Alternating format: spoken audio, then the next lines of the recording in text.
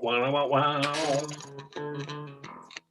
Yep, Matt Davio, mistrade, HFR from the Matrix, from the floor, from Earth. Happy Thursday. It's a Thursday, right? Or is it a Wednesday? I lose track of time so often, man. Thirsty Thursday. Thirsty. You know, it's like I got some timers.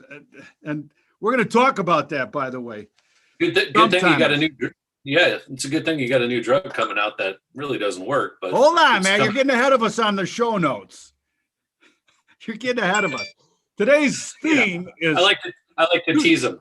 Two themes today, Matt. Trust is the number one theme, right? Because if we lived in a truly 100% trust authenticated world, then there wouldn't be me and my cynicism and you, the don't player, the greatest don't player of all time, Matt Davio, mistrade. Say what you want about him. I got to tell you, I've been around trading a long time. There is not a better don't player that I've ever known. And I mean that, Matt. An incredible don't player. But before we get to the don't, Matt, let's get to the do. You shared this Super 70s. We love the Super 70s, right?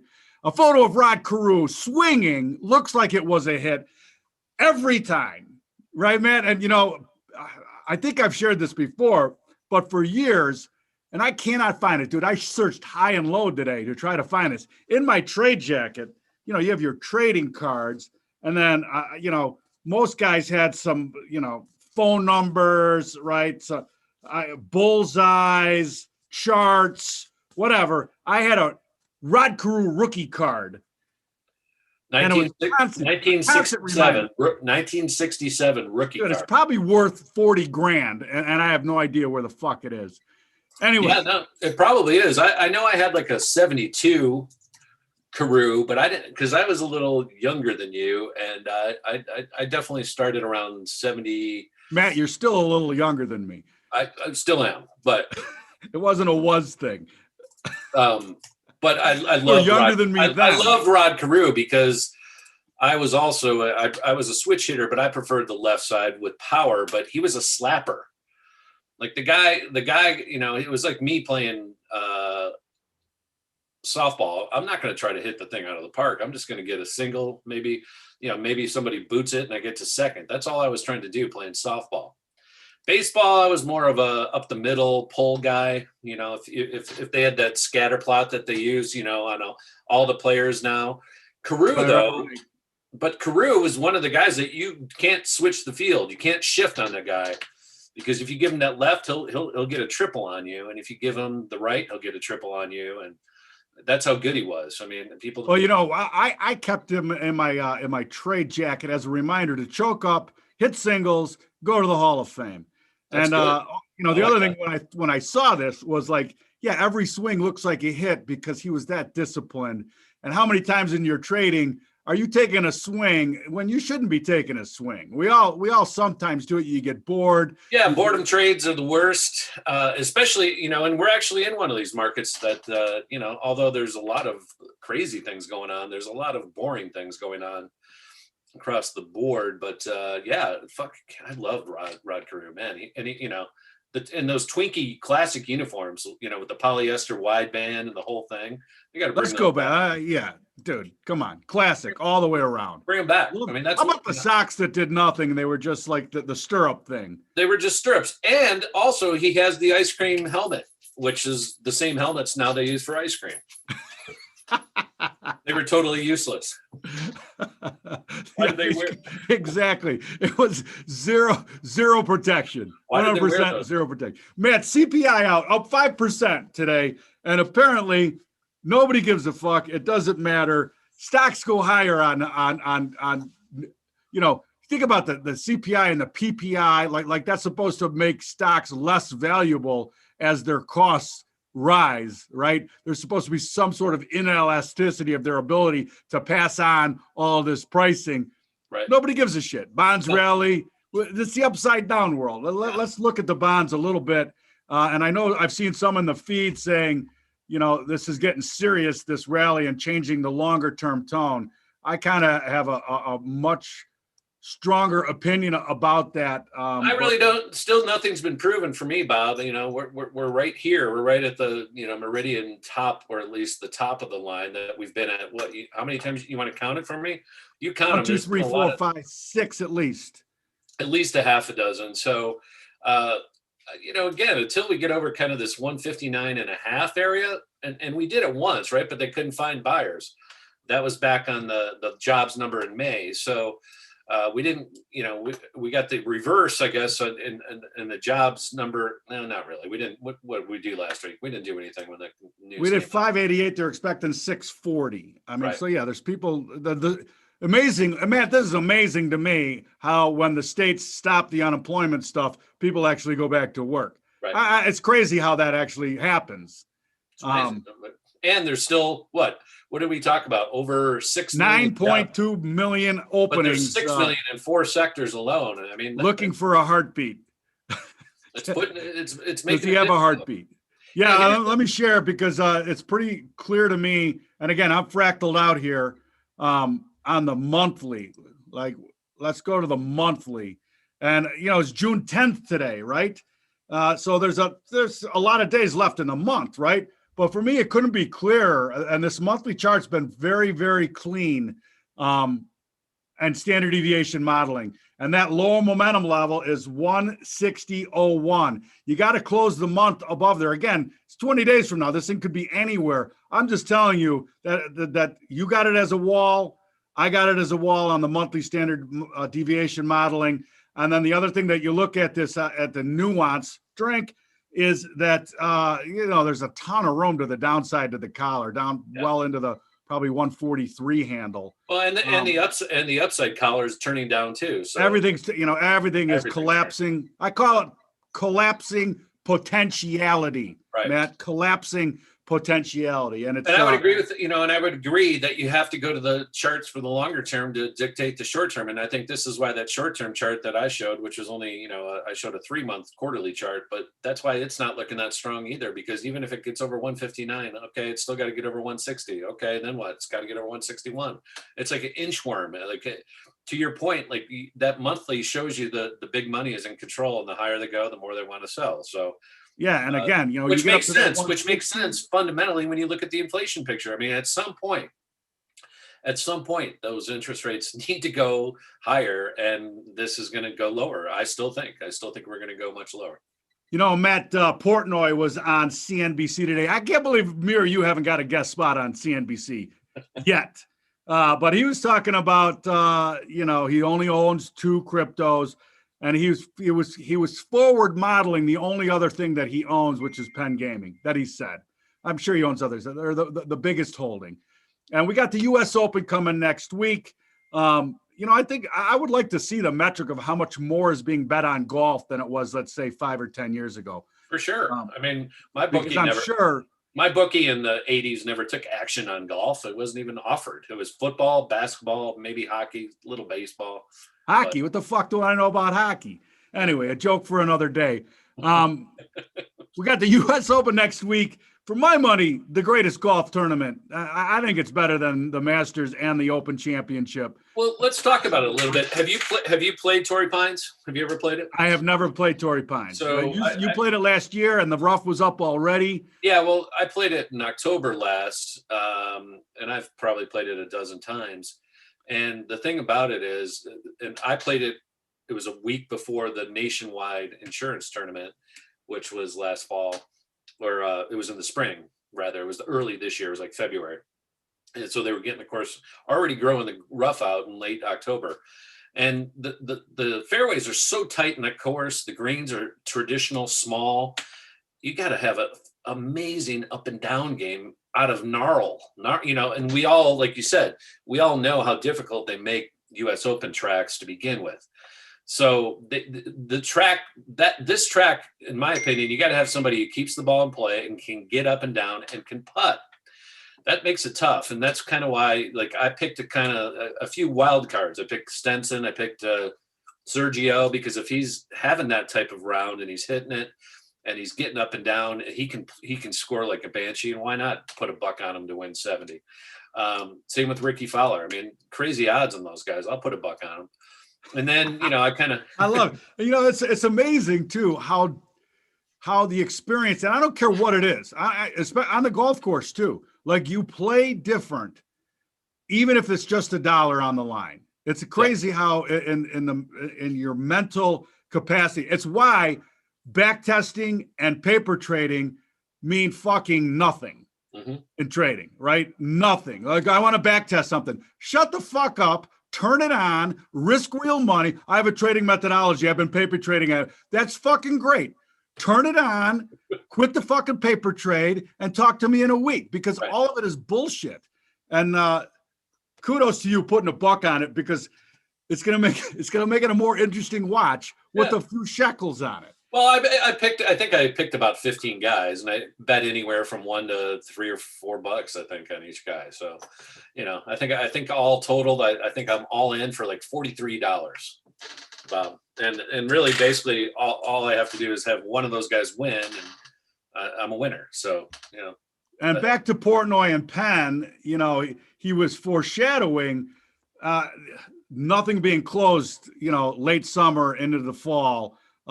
The NFL, NCAA football, where they make all of their money. And he was saying it's not just Penn. All these gaming stocks will get a bump. My question is, again, it had a nice feel to this story had a nicer feel. The Penn stock had a nicer feel to it yesterday than it does today.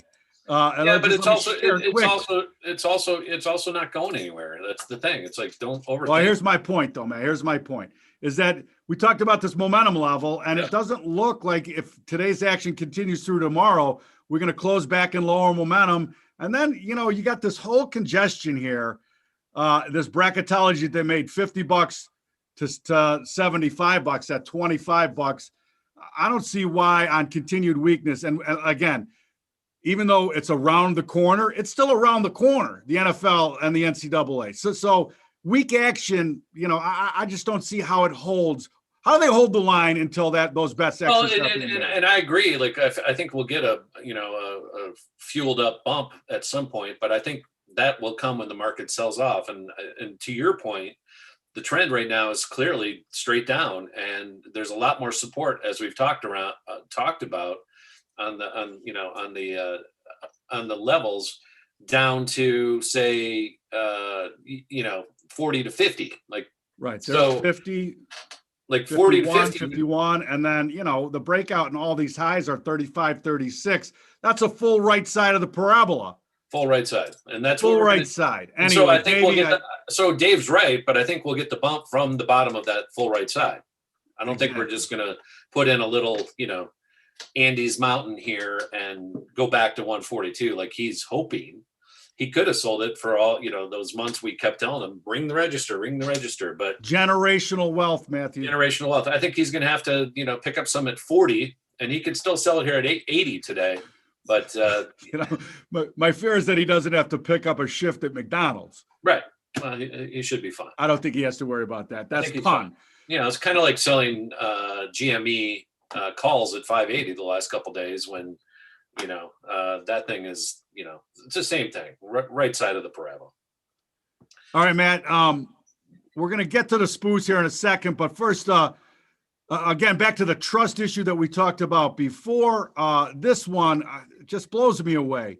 I'd seen the news that this Alzheimer drug had gotten proved, and Nina, big fat surprise. I love her Twitter handle at Big Fat Surprise. And this seems to be a big fat surprise to hear. 9 of the 10 FDA experts, they don't work for the FDA. They live and work and are scientists and doctors in the general public. They're on a committee the FDA uses as basically a think tank. 9 out of 10 of them would not agree with the FDA to approve this drug. In fact, one member of the panel from Washington University in the great city of St. Louis, and when I saw that, Matt, I'm like, well, this isn't right or left because Wash U is fairly left. I don't know if the guy is or not, but this is beyond politics now. And if you can't see that, you're fucking blind.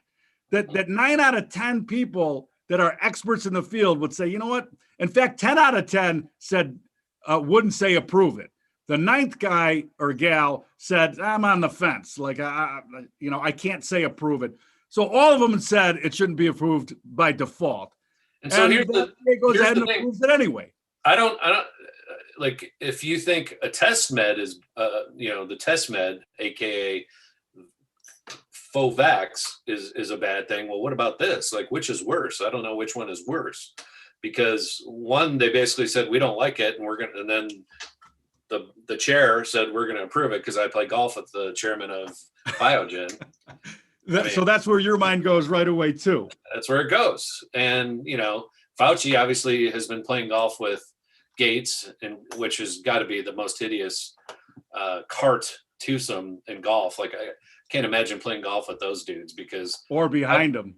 Because I've seen Fauci throw a baseball, and I think he made it somewhere between home plate and third base when he threw that pitch out in the Nationals last year, which should have told you everything about his delivery of what's going on as the spokesperson for the test meds. Should have told you everything. But let's take a look at Biogen, which is, I think, the company. Yes. In NASDAQ. So I just brought up a long-term chart, Bob. And this thing, I haven't looked at it in a long time. I wasn't involved, obviously, into the news yesterday, but it got a big spike from it, and traded all the way up to a new high, 470. Couldn't nearly hold doubled it. Well, but the old high here was back in 2014-15 was 440. So we're below that again, and it makes you go, like, all right, we killed all the shorts yesterday. Anybody that was short from 240 or 250, whenever that thing announced, they got throttled. And right now they're so pissed because, to your point, 9 of the 10 people said, and the other one basically abstained. So it's like, how does this thing get approved? Strangest thing ever, in my opinion. Well, I mean, it's not strange when you understand that the world goes around with money. Right. It's a money deal. Right. And we're going to talk about that and the crypto section, but not just yet. Yeah, I mean, the chart was dead flat sideways relatively. Yeah, they get the approval. I mean, think about this is such a giant market, and I'm sure they're going to be, offering this at a discount to all the old people. Well, right? Wait, no. I think I read something like it was an $80,000 a dose drug or something like that too. Oh, come on, it cannot fucking. Seriously, it was something insane where I was just like, okay, well, no wonder they approved it. Matt, trust, it's a difficult thing. Trust, because you want to gain it and you want to keep it. And there's nothing that seems to me to be pushing the narrative that humans should be trusted. This from Project Veritas on the CNN technical director being secretly recorded. And we've been saying this forever, and anybody that watches media understands this. It's fear. Fear really drives numbers and TV ratings. CNN's TV ratings are in the shitter. They were down another 40% month over month. So much so though that CNN now, Biden goes overseas as prospects darken at home. Suddenly, a presidency built on multi-trillion-dollar COVID relief, vast federal jobs, and families plan. Somebody needed to work on that. The editor. It's not families plans. It's either got to be family plans or I don't know. I flunked English. Anyway, CNN now throwing Biden under the bus. It doesn't get any more fear mongering than now. Their base now needs to be fear mongered, right? Because that's the only people tuning in now. Yeah. And now they're gonna. It's interesting because the fear themes. What have we had? So first, a month or 2 months ago, COVID is the biggest problem that the world is facing. It's the biggest threat. Last week in Tulsa, white people were the biggest threat. Today, apparently, it's the climate again. So now we've shifted full course, everything, and I was even reading some of these people talking about how there's plans, there's plans in the work to do lockdowns based on climate bullshit. So where they're going to say, you can't drive Tuesdays, Wednesdays, and Thursdays. Oh my God. Yeah. So we're going to lock you down for that kind of stuff. It's like, okay, that doesn't seem like that's going to go. Meanwhile, Obama enjoying sea-level life on Martha's Vineyard this summer. Pretty sure he's not community organizing the sandbags because of the imminent global catastrophe of sea level rise. That's a story for another day. Matt, along with the fear here, China reports outbreak of H5N8. I got to tell you, it's like they should come up with what's the game in Vegas? Keno.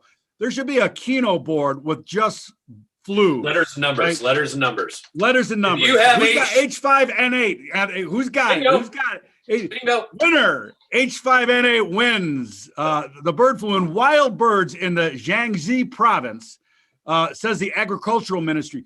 Why does the agricultural ministry report on something like this? Because as the hog herd got decimated by as much as half in China, and their grain harvest last year got decimated from unprecedented floods, a ton more chickens and birds of all domesticatable have been filling the gap, and those herds have gone through the roof.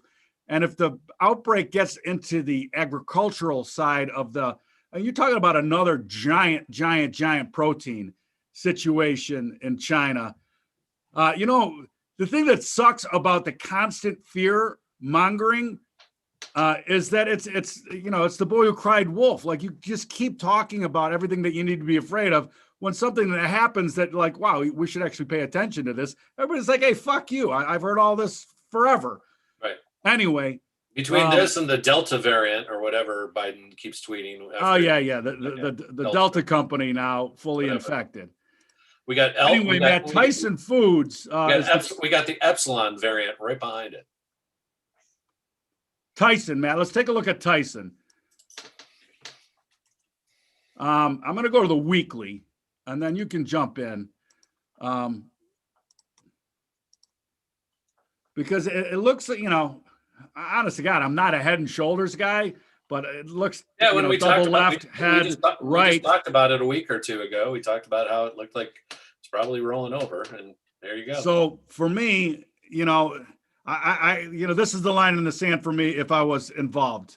This $75 lower momentum on the weekly, you got to respect that. It's also the left shoulder's high in that area, the lows here in 2019. So it's an important area. And for sure, if you see China and imports, see this story will be lagging, right?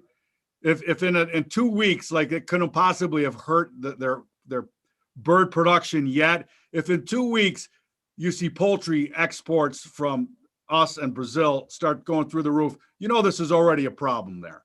Anyway, I just wanted to full circle on the trust issue. What can you believe? What should you believe? And the age of ambiguity that we're in, Matt, that it's never ending. And with that, I kind of see the same area. And this was the area right here in the 80s, low 80s, up to 82, which was this, shadowed profile area that held some interest from, as you said, the left side and the middle head. But to me, it looks like it's going to work its way back to $62. I mean, this thing pretty much has a regular flow to it, and it looks like it's going to roll back over down to that 62 level. Interesting too that your high end of the profile is somewhat right where that momentum level is on the weekly. Yep. And it again pays a dividend 2.3%. So as it goes lower, pick it up. This is, this is a stock that probably you do want to own when it's on sale, like we talked about yesterday with some of the Clorox names and some of the other things. The cyclical names like this, when they cycle, you got to step in and you got to do your homework before you can step in. So there's better times to buy them and there's worse times, right? And dollar cost averaging is one way. You can buy it every month, of course, and forget about it. Or you could say, I'm going to put my bid in at 62.50 and wait for it. Right on. That's an option. Wait for it. And then what I would say is you could dollar cost average that sucker down to 40 if it happens to move down, because then you're in and your dividend, at least you're being paid at that point. If it falls another, $20 from here, $15, it's going to be, the dividend is going to be another 20% higher. So it'll go from 2.3 to, another 0.5%. So it'll be about 2.8. Nothing wrong with that. Again, it's better than zero at your checking account, or 0.1 at your savings account, because that's about all you're going to get these days. And that's for a 5-year note, by the way. So good luck. Right on. All right, man, let's talk crypto. We do it. We do it every day. Cryptography, blockchain.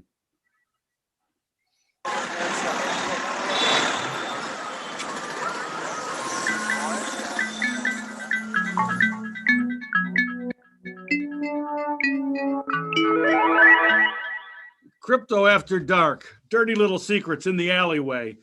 Matt, I want to cover a couple of things here. First, in the age of ambiguity and nuanced drink, we got Senator Warren. Now, it just blows me away. Off of her private jet and talking about the climate problem and how cryptocurrencies are going to exacerbate. Isn't it amazing? Let me just say this before you get into it. Isn't it amazing how the script gets pushed and updated so quickly, and everybody comes out and talks about the same thing, but she's talking about climate as another problem with crypto, which is funny because we've never heard Elizabeth Warren talk about crypto. Now she's climate and crypto. So let's just address that for a second. Here's the energy across monetary and banking systems. It costs a lot to run servers to run the fiat banking system. All right. Yeah, so the transaction costs, right? Please, it's insane, because actually Bitcoin is actually trying to change that system. And the other nuance that's incredibly ambiguous is she's one of the biggest outspoken people about the legacy banking system and how much they fuck the little guy. Yeah.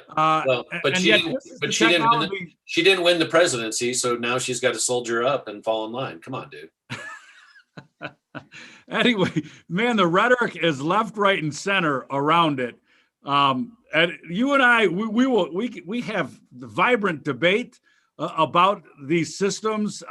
We have vibrant debate about a lot of things, but at the end of the day, when it's the price discovery that matters. Like, I don't care what you think, right? And even this. So, listen, if Bitcoin is the worst thing for the environment and it closes this week above 40,000, my momentum level, I'm still buying it. I'm buying back in, right? And I'm cheering for 100,000. Well, for me, it's 42,000. It would have to close over. And again, it's so funny. You watch this stuff. Like, here was the run, right? We had the sell-off from Trump saying Bitcoin's garbage here. This was this sell-off from 36,000 down to 30, just under 31. And then El Salvador comes in with their criminal network of Bitcoin currency. I mean, that country. The best thing I saw about that, Matt, was now in El Salvador, Elon Musk has to, by law, take Bitcoin for a Tesla. Right. And I do, as you know, and I'm selling you Cubano sandwiches. So I've got the same problem. I've got to find, when you give me one Bitcoin, I've got to give you, I don't know, Listen, I'm just telling you right now, that technology is pretty settled and simple on many point of sale platforms. So that's not a big deal.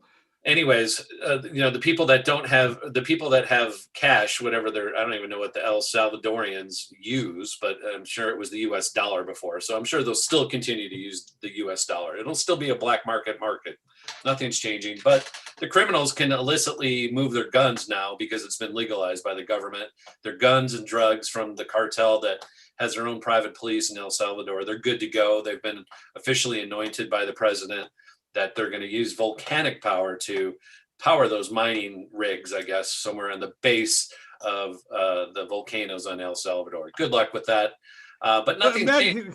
Let's talk a little nuance. At what point does the government get to decide, like, if you have a business and people are interested in buying your good or service and you need electricity to run it, like, where are you going to get a committee that's the Righteous Brothers on energy consumption to sell your good or service? How the fuck does that work?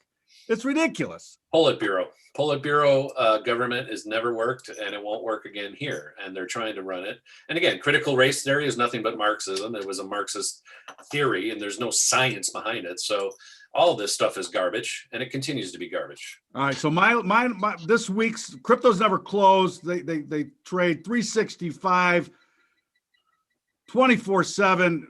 Sunday night, if Bitcoin is above 40,000, I'm buying. You have a little bit more bandwidth. You want to see it above 42,000 before you would jump in. And actually, I'll be selling that level to begin with. Yeah. All right, Matt. Another one. And let me just point out before you hop here real quick.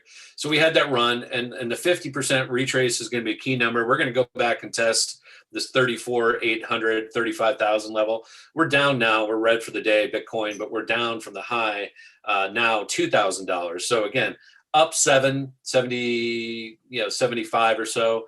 And so halfway back gets you to this level, 34.8, 61.8 is going to be key. The pivot here for the week is still back down here at 3,200. Bullish for sure if you're just looking at a 1 week chart now, but we're still below Friday's prices. So I don't, again, what has changed from last Friday as you fractal out a little bit here? To your point, not a heck of a lot. No, Matt, honestly, too, when you look at it like that, and we just got done looking at the Penn Gaming stock, there's still a right side of this parabola that there's, and again, I'll just look at this short term. We're in this, here's the brackets. Again, there's 41.3 is kind of the top end. I put it up here. That's 42.3 all the way up here. You got to get below that low, which was the last low, and the high. So this low right here, the high here is the same, right around 42.5. And the low, as we know, is right around 30,000. So we're in that 12,000, 13,000 point bracket, and nothing has changed. We've been in this since this broke, and this broke back in May 17th. So it's only been 3 weeks since that break happened that we've been chopping around, and the resolution has not shown itself. And until it does, out of that bracket, don't overthink it. Don't listen to Cameron and Tyler tell you, oh, go. As soon as they talk, it's the top. They did it yesterday. I was like, oh, the top's in again. Those motherfuckers are talking again. Yeah. Matt, I put this up, when I search for content, a lot of times in crypto and blockchain, I'm looking for the why and the why not. This has been part of the why on the technology since the beginning. And Chuck Grassley yesterday tweeted, U.S. marketplace is flooded with counterfeit merchandise, and a lot of it is from China. I have a measure to crack down on counterfeit goods. Like if there was a measure that you could pass, I mean, how fucking ridiculous is this? We're going to pass a law that says you can't. What's the measure? Who's measuring it? Anyway, the interesting thing that I find on this is that, and I looked today, and there's lots of articles about this exact application for blockchain to make sure that what your Gucci bag that you're buying is actually a Gucci. You're spending $800 for it. You don't want it to be made, somewhere else than where the Gucci factory is. You want to make sure your child labor that you're paying for is going to the right child labor hands. Let's face it. We all want that, right? And so blockchain was supposed to be able to cure this, right? We embed something. Anyway, going back to my search here, I can't find an article that's newer than 2019 around this. So that tells me obviously nobody's solved the problem, right? Yeah, this needs to be disrupted. This needs to be corrected. I haven't found it yet. And when Chuck is still going to, he has a measure that he's going to do, the Chuck Grassley measure that stop counterfeiting. I still think it's the why. Again, the why doesn't matter if it's not easily adoptable and it works in the marketplace. And that for sure has not borne out yet. Anyway, did I get that flooded perfectly with that? Flooded. Thanks, Chuck. Thanks, Chuck, for your measure. Speaking of flooded, the Hoover Dam it's at its lowest levels of water apparently at this time of year since in 70 years. So I don't know what that means. 71 years, Matt. We're on the full cycle. There you go. I don't know that. I'm just. I think it's right around. I think it actually is right around that number. So I got to tell you something. I bet it's great. And then the Chinese dams are overflowing. Are ready to crest and could get, we could get to 100 million wipeout coming in. Three Gorges. Three Gorges. A lot of Bitcoin miners wiped away. I bet they're getting to repair a bunch of the cracks that have been above the waterline or below the waterline for decades. I mean, it's probably below the level that Superman flew around in the first Superman movie in the 80s. Don't get me started on Superman again. Paint your fucking mom's house. Scrape it and paint it, you prick. Lazy. Superman, lazy. Unbelievably lazy. Hey, can I talk a little bit now? I started earlier. Can we talk a little bit about GameStop and how ridiculous, like it gets more ridiculous every day, right? Talk about left side, right side. I just want to point out that everybody came into the week all jazzed up. Like we're going to, starting on Monday, you could sell 580 calls for a lot of money. And then Tuesday was insane. And then you could sell the last 2 days, Tuesday and Wednesday were fantastic just to sell outrageous calls. And look at this thing. Now it's below all longs are trapped for the week. Everybody that's bought, every single person this week. We're into Thursday. We have 1 day left and we're getting close to the low for the 2 weeks, which is never a good sign. Very bearish. And we're at the bottom of the barrel here. If this doesn't hold 220 again, I really think this is finally going to be over. Like people, I mean, and the reason I say that, Bob, again, is the volume just continues to piss away. Like whoever's like trying to game this with buying, I mean, there was like 80,000 options traded at 580 yesterday with 30,000 in open interest. It's insane. Like it's absolutely insane. But look at the volume again. We've talked about this. 1, 2, this is the third push. And again, there's no volume here. This thing is dying fast. So I just want to point it out that volume is really critical to momentum plays. If you don't continue to have greater and higher volume, that's why I think you can go in and attack these things very aggressively, especially on the call side. If you were selling stock at 300, you had to take a 10%.